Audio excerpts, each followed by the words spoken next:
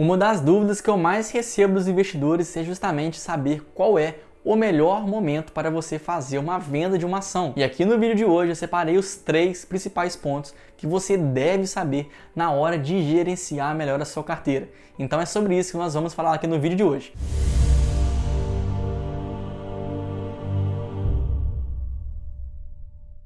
Fala aí, investidor e investidora, eu sou o Gabriel e antes de mais nada já queria te pedir para curtir esse vídeo, se inscrever no canal, porque é assim que eu consigo espalhar meu conteúdo para o máximo de pessoas possível. Então vão logo e já deixa aqui seu like. É a primeira ocasião que eu separei aqui para vocês, na teoria, de fato, é a mais fácil da gente abordar, mas na prática a gente vai ver que não é tão simples assim. Envolve o fato de você assumir o seu erro. Isso porque todos os investidores, mais cedo ou mais tarde, vão errar na sua carteira. Isso é natural que aconteça. Mas reconhecer o erro depende muito mais da habilidade do investidor em ser honesto consigo próprio. Isso porque muitos investidores têm dificuldade em assumir o seu erro justamente por uma luta de ego. Às vezes é importante a gente assumir os nossos próprios erros justamente porque assim a gente consegue destravar de alguns fatos que já aconteceram no passado e que por causa disso ainda continua prendendo a rentabilidade da nossa carteira. E não há nenhum problema em você assumir que você errou no seu portfólio.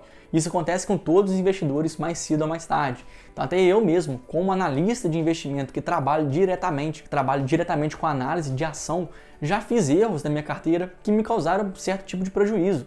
E isso, infelizmente, não vai ser a última vez que vai acontecer. Até mesmo quando a gente faz essa mesma análise para outros investidores, pegando aqui o caso do Warren Buffett, ele mesmo já disse ter cometido vários erros ao longo da sua carreira. Isso porque o Warren Buffett é o maior investidor de todos os tempos. Então, se até mesmo a maior figura do mundo dos investimentos errou, quem dirá de nós que realmente ainda tem todo um aprendizado pela frente? Então a gente deve sempre lembrar o seguinte fato, que no mundo dos investimentos, vence a corrida não é quem mais acertou, mas sim quem errou menos.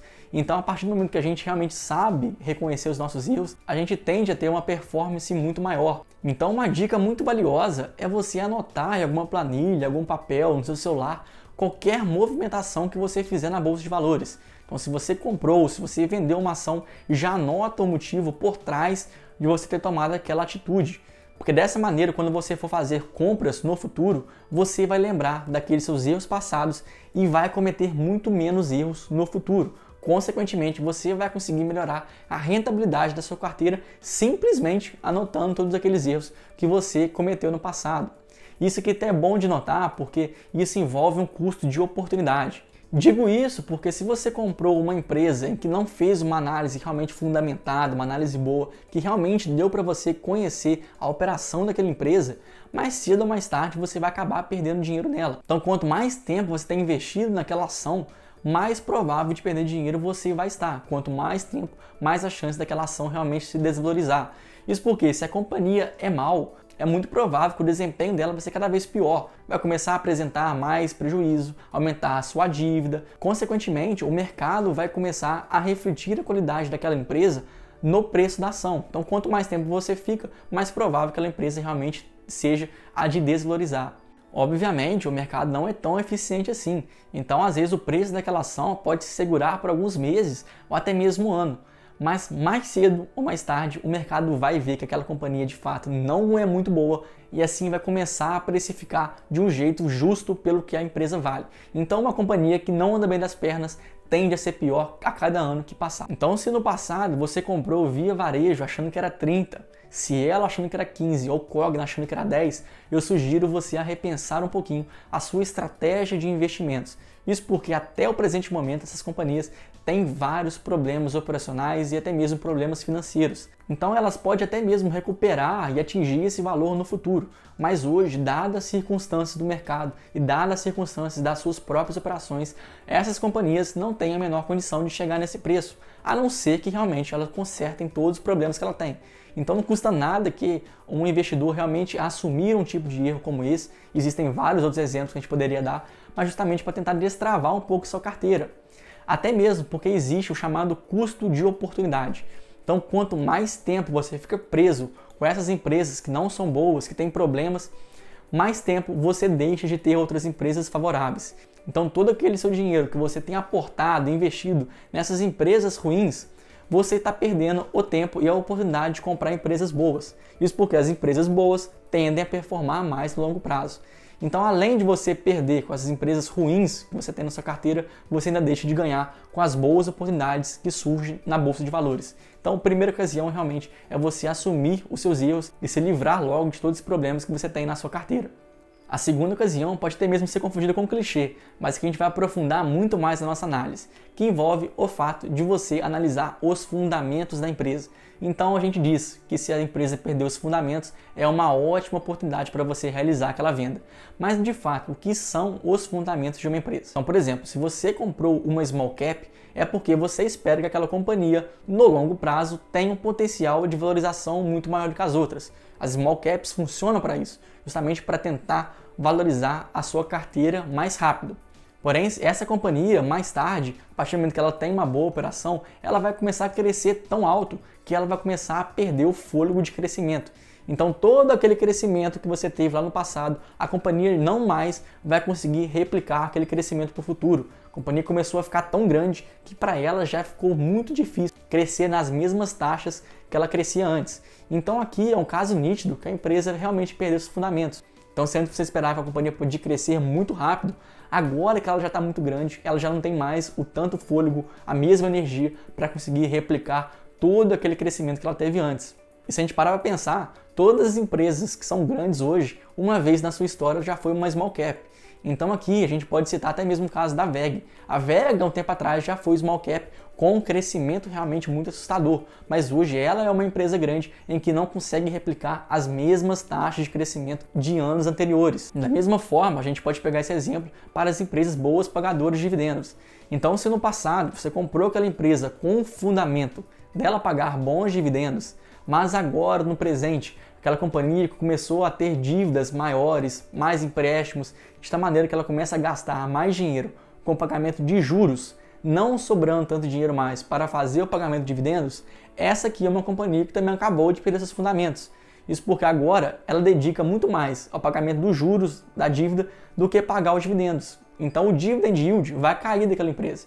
Então agora ela perdeu o seu principal fundamento de ser boa pagadora de dividendos. E não só, que a gente pode expandir essa mesma análise para aquelas empresas mais baratas. Então aqui nesse exemplo a gente pode citar o caso da CELP, que é uma companhia distribuidora de energia elétrica lá no estado do Pernambuco. É uma companhia que realmente, se a gente analisa os números passados da empresa, a gente consegue perceber que realmente ela era uma boa pagadora de dividendos, sobretudo lá nos anos de 2010, 2011. Mas ao longo dos anos ela começou a se endividar mais. Então todo aquele dinheiro que ela realmente dedicava para fazer o pagamento de dividendos, agora para pagamento de juros. Consequentemente, diminuiu um pouco o dividend yield da companhia. Isso porque, alguma vez, você pode ter comprado alguma empresa que representava uma boa oportunidade na bolsa, que tinha seus múltiplos de valuation atrativos, múltiplos baixos, que realmente era uma boa oportunidade de você fazer aquela compra daquela ação naquele específico momento. Mas agora, talvez essa mesma empresa já está muito mais cara, com seus múltiplos muito mais altos do que ela tinha antes. Então aqui também talvez seja uma bela oportunidade de você conseguir vender alguma ação com um preço muito maior, justamente porque agora essa empresa perdeu o principal fundamento dela de ser barata. Então aqui também a gente pode citar o caso da VEG, do Banco Inter, da Magazine Luiza, que hoje são empresas que têm aí os múltiplos muito mais altos do que elas já tiveram no passado. E aqui não vem achando que você vai ser o próximo sortudo a achar uma Magazine Luiza, não. De fato é muito difícil ter alguma outra empresa que consiga fazer o mesmo crescimento que a Magazine Luiza teve no passado. Então, se você comprou uma empresa barata e que em algum momento ela chegou a ser muito cara, você pode sim realizar aquela venda. Eu digo isso porque nenhum investidor aqui realmente conseguiu pegar a Magazine Luiza lá no princípio da sua valorização até o pico histórico da empresa. Então, não existe nenhum investidor que realmente conseguiu acompanhar toda essa valorização.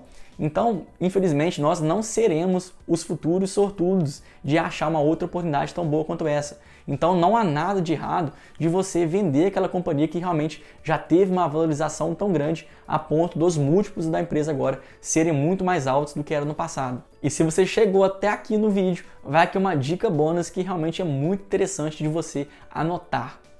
Isso envolve as empresas que trabalham em mercados cíclicos, como por exemplo, o mercado varejista, as construtoras e até mesmo as empresas de mercado comoditizado, que vende commodities. Então aqui, por exemplo, Se no próximo pico daquele ciclo a companhia tiver os mesmos dados históricos do ciclo passado, isso significa que aquela companhia não conseguiu ter um avanço na sua produtividade. Então, avaliando o atual pico daquele ciclo, se a companhia tem o mesmo lucro por ação, os mesmos indicadores de rentabilidade e lucratividade que ela tinha há anos atrás, no anterior ciclo daquela companhia, significa que ela não conseguiu avançar na sua produção. Então aqui também é uma ótima oportunidade de você avaliar a venda daquele ativo. Porém, se aquela companhia conseguiu ter um avanço, se o lucro por ação daquela empresa melhorou ao longo do próximo ciclo em comparação ao anterior, quer dizer que aquela empresa tem sim evoluído e você pode ficar um pouco mais de tempo com ela na sua carteira. Obviamente, essa aqui não é uma análise trivial. Você tem que entender qual é o pico daquele mercado e comparar justamente com o pico anterior. Não pode fazer comparação aqui em tempos distintos, porque assim você pode chegar a conclusões não tão verdadeiras. Então, principalmente, tome cuidado na hora de fazer essa avaliação com os momentos entre as companhias. Então, se você chegou até o final desse vídeo, quero te agradecer principalmente pela atenção e eu espero você lá no próximo vídeo. Antes disso, não deixe de curtir e se inscrever no canal. Muito obrigado!